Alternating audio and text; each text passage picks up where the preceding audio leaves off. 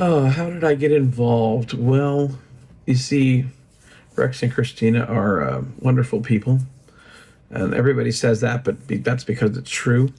And they're just once you get to know them, they're aside from just being very kind, they're really interesting. And Rex is very, he's very intellectual and very literate, and he has and just the way that they put words together is pretty fun.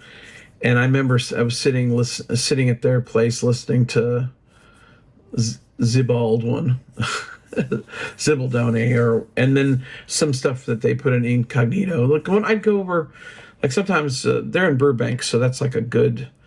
It's not like it's super far from me, but it's far enough that you don't just head over and hang. It's kind of like if I have to go that far, I'm going to that part of the world, and I've got time to kill. I will just kind of like stop by sometimes to hang out. So I think in one of those cases, I was listening to their stuff and just kind of digging it and really started to understand what they were about, which was fun. And then on one of those trips, they're like, "Do you want to hear the new demos?" And I'm thinking, okay, this is one of those sneaky moments where, they're spinning their web. But I played stupid and I said, sure, I'll listen to your demos. And I'm listening to it. But, if you set a job in front of me, it's just the way I am, I'm just gonna start immediately thinking about, well, okay, what can we do with this? What can we do with that? How can this be better? What needs to be added? Blah, blah. So I can't help but go there when I'm listening to anything that's kind of in a formative state. And I think they knew that about me. So yeah, I got caught in their little web. And basically I was already thinking, I probably just, I could see that they had something good going, and I knew what to do to kind of make it work for them.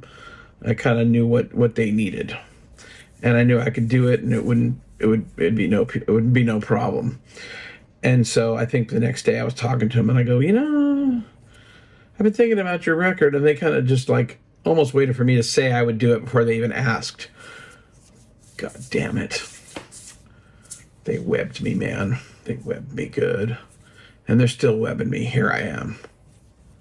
But it's okay because, there's nothing better than being involved in something of good quality that speaks to you. And I don't expect everyone in the world to get it, but that's their problem. I had a really great time. And just getting to spend any time in sharing thoughts I always had every time I would ask them a question like, what the hell is that lyric about?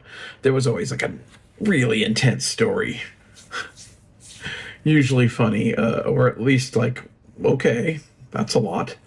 So yeah, there's endless things to learn. So if you're that kind of a person that really likes to get your hands dirty and dig deep into stuff, this is the band for you.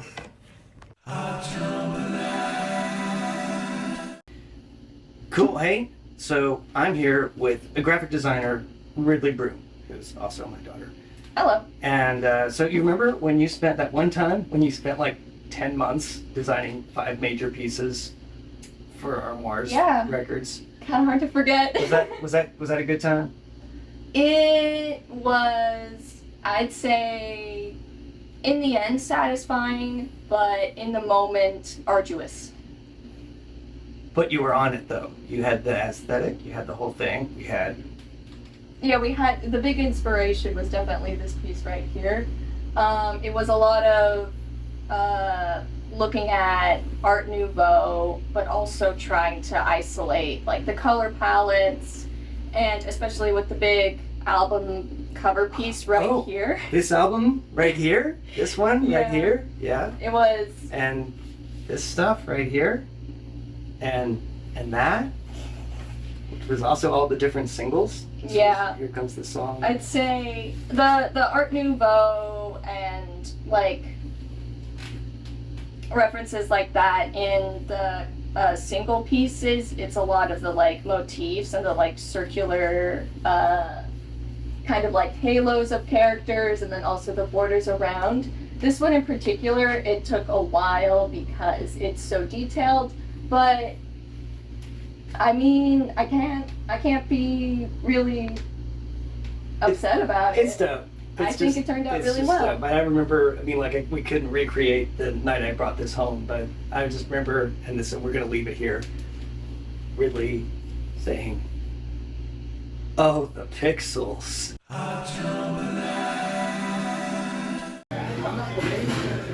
Hello, folks. We are here with Mike Lidskin and his lovely wife Amber. Mike is a DJ on Woody Radio, and he has interviewed us many, many times. Today, Christina's going to turn the tables and interview Mike. Christina. Mike, what is your favorite food? Boy, you know, it's hard because I usually have a set answer for that, but today we're at McCoy's in Selma, California. The Cali burger is now moving up that list. That was pretty darn good, but generally it's going to be Mexican food of any kind. It's going to be tacos. Because a week without tacos, are you even having a week, really? Love to do that. He was so Thanks, Mike. We'll see you on Woody real soon. Love you guys. Love you too. Amber! So let's talk about Michael Simmons, our producer. Yeah, we made it through the writing process. We were really happy with what we had done. That was a sort of a singular achievement for us in Yeah. itself. But we had demos. And we did do demos, and I think we weren't quite sure who we wanted to see us through it, because we were going to be a very tight-knit band on this one. It wasn't going to be a lot of guests, so we wanted a producer that was part of the family. Right. And Michael Simmons was one of the first people we played it for, not knowing what his reaction was going to be. yeah, I think we already were, sort of, hey, real cash, as musician to musician, you want to hear what we've been working on? And we played it for him outside with the airplanes going up overhead. Yeah, he was working on something else because we were preparing his band's album for the label, the Sparkle Jets UK record. Which is fantastic, by the way. Yeah. And I remember just kind of just looking out the side of the corner of my eye and being like, We were nervous. he's but- smiling. Yeah. He's smiling. And he snickered a little bit at Yeah. some of the lines he heard. And he was like, you guys. Yeah. And then I think he said that I feel a lot of things coming into focus with this band, which is what we felt too, but probably didn't want to articulate at that time. And he kind of went, yeah, I'll do it. And we hope it wasn't too arduous of a task, but we were very simpatico, I think. Oh, yeah. And he's a musical genius. So we're very lucky. And he just kind of knew what we were going for all the time. I mean, there was And added to it, like made it better. And that's it. It was a classic band producer arrangement, and the kind that you really can't do in the sort of DIY world too much. So true, yeah. And we have, we could talk about this forever. We'll probably do whole other segments on it, but thank you, Simmons. Yes, thank you. Octoberland would not be what it is without you. It would not. So Rex, people are always curious about the guitars. Yeah, and this is pretty much the one. This is beat up Rickenbacker 610-12, and people, always, there's nothing really fancy about it. This is my guitar that I have had since 1988, so 30 some years. It's been my primary guitar the whole time. We've really we've used this. This is pretty much it's on every song on this record. I mean, it's always been, the 12 string has always been a dominant sound with the Armoires, because that's something you responded to when we first started working together. But we really leaned into it on this record because I think we understood that we have a sound that we don't need to walk away from, and it has to do with the harmonies, it has to do with the strings, it has to do with kind of everything that goes together, and the jangle is part of it. That's sort of the bedrock, and it really works for this band, I think. So I don't have any inclination to walk away from that. So yeah, we're gonna stay together. We've been together for a long time. And yeah. So Christina, you have always told me that you are very much drawn to story songs. Oh, yeah. And I wonder if you could tell me about some of the ones that meant a lot to you and why, and how that relates to what we do in the Armoires.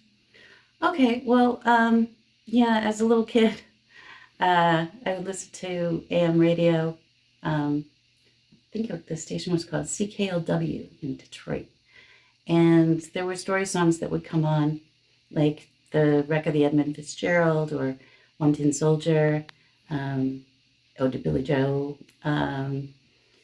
So many, I can't even think of them right now, but yeah, they take you away. They make you feel like you've absorbed an entire really good book in like minutes flat. You know, you come out the other side feeling like you experienced the entire story. And that's hard to do. It's hard to shave the fat like that and tell an entire story through a song.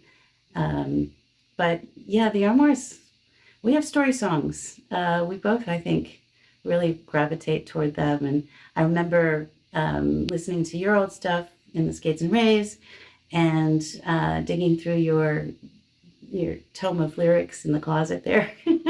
It can stay there. We've got better things to do. But yeah, I could see that it was the same sort of feeling I got from reading the lyrics or listening to, you know, the story songs that you write.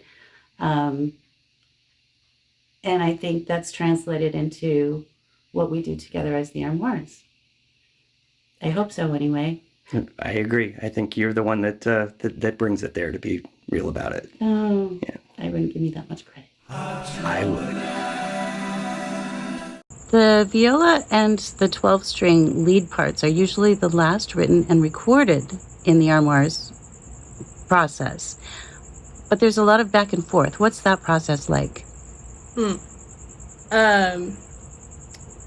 There's a lot of listening, and usually I don't have a solid part written until Rex and I sit down and start recording something. And a lot of times he'll record some fills on his 12-string before I get to it, and then we might end up swapping where we put our fills, and occasionally something really cool happens where one of us will play something and the other one will harmonize with it after hearing it on the latest recorded track. It's a lot of fun. There's definitely a lot of back and forth, like you said. And yeah, it often doesn't fully come together until the final day of recording, which might not be the most straightforward process, but I feel like it works for us.